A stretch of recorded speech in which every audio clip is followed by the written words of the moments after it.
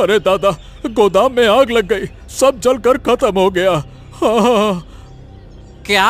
अरे ऐसे कैसे आग लग गई? तू कहाँ था? मैं नहीं बता सकता दादा बाबू। मैं रात को सो गया था। नींद खुली तो देखा गोदाम में आग लगी है और तब तक सब खत्म हो चुका था। कमल दादा, देखो सब खत्म हो गया। अब जमींदार बाबू को क्या जवाब देंगे? हाँ, पता नहीं क्या कहेंगे, समझ नहीं आ रहा। हमारा तो कोई बुद्धि काम नहीं कर रही। हम तो इसी गोदाम में नौकरी करके घर चलाते थे। अब गोदाम नहीं तो हमारा काम भी नहीं रहेगा। घर कैसे चलेगा लक्ष्मण? अरे रे रे रे रे, मेरा तो सब खत्म हो गया रे बाबा। अब मैं क्या करूं? किसने आग लगाई? किसने क्या किया? गोदाम में तो आग लगने जैसी कोई चीज थी ही नहीं। ये आग किसी ने लगाई है। अब आग कौन लगाएगा बाबू? कैसे लगी? अब देखिए, ये तो मुझे नहीं पता। रात को मैं सो गया था, नींद खुली तो देखा गोदाम में आग लगी है। अब मैं क्या करूं? मैं तो बिल्कुल कंगाल हो गया।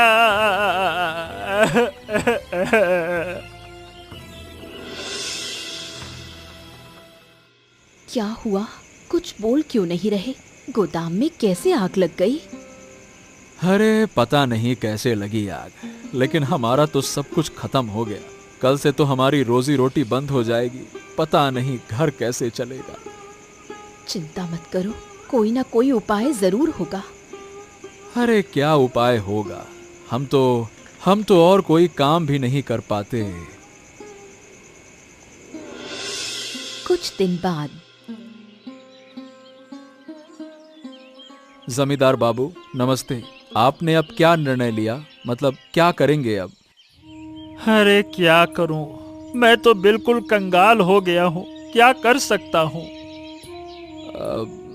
क्या कहूं बाबू, हमारी रोजी रोटी का एक ही सहारा था वो गोदाम। अब हमारी रोजी रोटी चलेगी कैसे? हमारा घर चलाना तो बहुत मुश्किल हो गया है। देखो, मेरे पास एक उपाय है। अब तो मेरा गोदाम भी नहीं रहा, तुम्हारा काम भी नहीं रहा। फिलहाल तुम्हें काम से मुक्त करता हूं। अगर कोई उपाय कर सका तो तुम्हें बुलाऊंगा।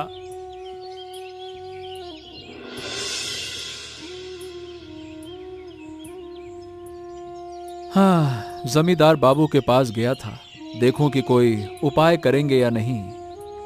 क्या कहा जमींदार बाबू ने? अरे क्या कहेंगे, उनका तो खुद का सब कुछ खत्म हो गया। हमारा क्या उपाय करेंगे बताओ? तुम चिंता मत करो, कोई ना कोई उपाय जरूर होगा।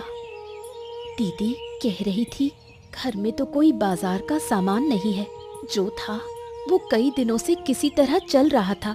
आज के खाने के लिए बाजार चाहिए। हाँ ठीक है, तुम लोग रुको, मैं देखता हूँ कोई इंतजाम होता है या नहीं। तुम तो पूरे दिन बाहर घूम घूम कर थक गए हो, थोड़ा आराम कर लो। दादा क्या करोगे? कुछ सोचा है? ऐसे बैठे रहे तो हमें भूखा रहना पड़ेगा दादा। अरे तो और क्या करूं? आज पूरे दिन बहुत जगह जाकर काम ढूंढा, लेकिन कहीं काम ही नहीं मिला। हाँ दादा, मैं भी बहुत जगह गया, लेकिन मुझे भी कोई काम नहीं मिला। हाँ क्या करें, थोड़ा धैर्य रख, भगवान जरूर कोई उपाय करेगा।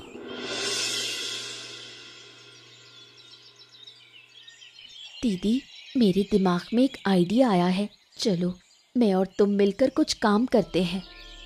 क्या कह रही है तू और मैं मिलकर क्या करेंगे? और कुछ करने के लिए तो पैसे चाहिए। पैसे कहाँ से लाएंगे? हमारे घर की जो हालत है, खाना चलाना भी मुश्किल हो रहा है। पैसे का इंतजाम मैं करूंगी, तू चिंता मत कर। मेरे पास मिट्टी की गुल्लक है, उसे तोड़ेंगे। जो भी पैसे मिलेंगे उससे कुछ करने की कोशिश करेंगे। ऐसा है तो तू क्या करने की सोच रही है? तू ही बता क्या किया जा सकता है। हम बाजार में तरह तरह की हस्तकला की चीजें बनाकर बेच सकते हैं। हस्तकला में बहुत समय लगता है और उसके हिसाब से पैसे भी कम मिलते हैं। इससे हमारा घर कैसे चलेगा? हम तो बाजार में एक छोटा खाने का होटल खोलेंगे, दोनों मिलकर खाना बनाएंगे। खाने का बिजनेस तो अच्छा चलता है। ये तो सही कहा, अच्छा रहेगा। तेरे हाथ का खाना भी बहुत अच्छा होता है। लेकिन मेरी गुल्लक में होटल खोलने जितने पैसे तो नहीं होंगे। चिंता मत कर, मेरे पास भी कुछ पैसे हैं। हम सब मिलकर एक छोटा होटल शुरू करेंगे, धीरे धीरे बिजनेस बड़ा करेंगे। इस तरह हमारे पतियों के लिए भी पैसे का इंतजाम हो जाएगा। हाँ दीदी, इससे तो हम सबका भला होगा और हमारे पति हमें इतने अच्छे से रखते हैं। अब उनके मुश्किल समय में अगर हम उनके साथ खड़े हो जाएं तो कितना अच्छा होगा। चल माँ को जाकर अपनी योजना बताते हैं, माँ जरूर खुश होंगी। चलो। क्या बात है, तुम दोनों बहुत खुश नजर आ रही हो। हाँ माँ, हमने एक बिजनेस प्लान बनाया है, आपको बताने आई हूँ। ये तो बहुत खुशखबरी है, तुमने अच्छा प्लान बनाया है। मेरे पास भी कुछ पैसे हैं। मेरे बेटे जो मुझे रोज खर्च के लिए देते थे, मैंने जमा कर रखा है। और मेरे हाथ के सोने के कंगन भी ले लो। अरे माँ, सोने के कंगन क्यों लें? आप पैसे दे सकती हैं, हम बाद में बिजनेस के मुनाफे से आपको लौटा देंगे। अरे मैं और कितने दिन जीऊंगी? मेरे मरने के बाद कंगन तो तुम्हारे ही होंगे। आखिरी उम्र में अगर मैं अपने बेटों के किसी काम आ सकूं तो यही मेरे लिए सबसे बड़ी खुशी होगी। अच्छा माँ, अभी कंगन अपने पास ही रखें, अगर जरूरत पड़ी तो हम ले लेंगे। असीम बाबू लक्ष्मण और कमल के घर पहुँचे। कोमल, अरे ओ कोमल, घर पर हो क्या? हाँ हाँ हाँ, जमींदार बाबू ही लग रहे हैं।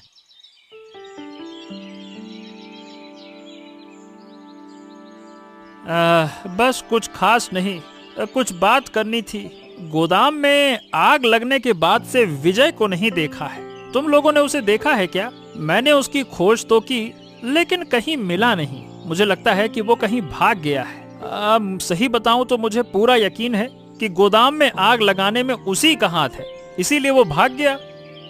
अरे दादा, जो चोरी करने की हिम्मत रखता है वो आग लगाने की भी हिम्मत रख सकता है। लक्ष्मण सही कह रहा है। इस आग के पीछे असली कारण विजय ही है। अब हमें उसे ढूंढना होगा, तभी सच्चाई सामने आएगी।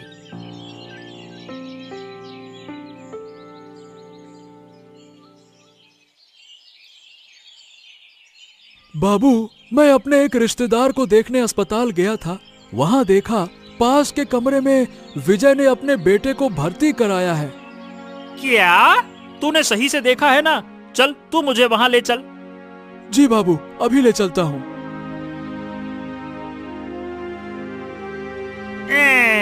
ये क्यों रे विजय, कहाँ था तू? तुझे इतने दिन से ढूंढ रहा था। बाबू, मैं कहीं नहीं गया, मैं तो यही था। यही था? मुझसे झूठ बोल रहा है। मैं तुझे इतने दिन तक ढूंढता रहा और तेरा कोई पता नहीं चला। बाबू, मैं थोड़ा काम से गांव से बाहर गया था। तो फिर तूने मुझसे झूठ क्यों बोला कि यही था? बोल। दरअसल मैं डर गया था। क्यों डर गया था, ये बता। ऐसे ही डरने की कोई वजह तो मैं नहीं देख रहा। सच सच बता, आग लगाने के बारे में क्या जानता है? यही डर था कि आप मुझसे ये पूछेंगे, लेकिन मैंने तो कहा था कि मुझे नहीं पता आग कैसे लगी। मैं सो गया था, उठकर देखा तो सब कुछ जल चुका था। अरे जल चुका था? तेरा तो काम था ना रात भर पहरा देना, फिर तू सोया क्यों, ये बता पहले। ऐसा तो कभी नहीं हुआ बाबू कि मैं सो जाऊं, लेकिन पता नहीं कैसे उस रात अचानक से नींद लग ही गई। अरे क्या मैं क्या कर रहा है? और उसी रात आग लग गई।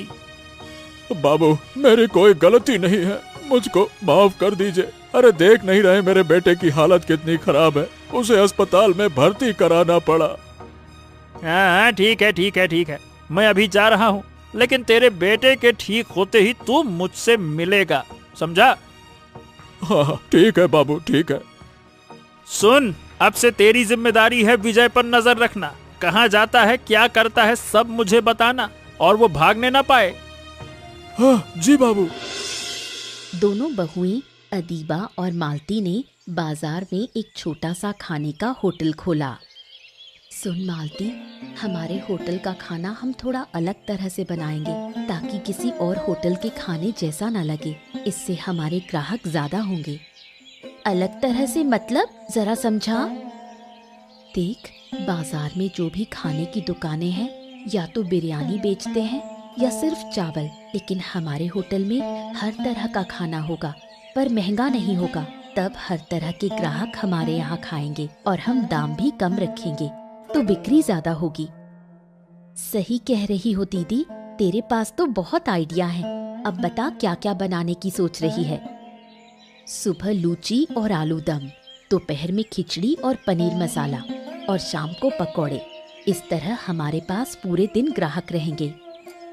सही है, बाकी होटलों में तो एक ही चीज मिलती है, इसलिए उनके ग्राहक कम होते हैं। हमारे यहाँ बहुत ग्राहक आएंगे और मुनाफा भी अच्छा होगा।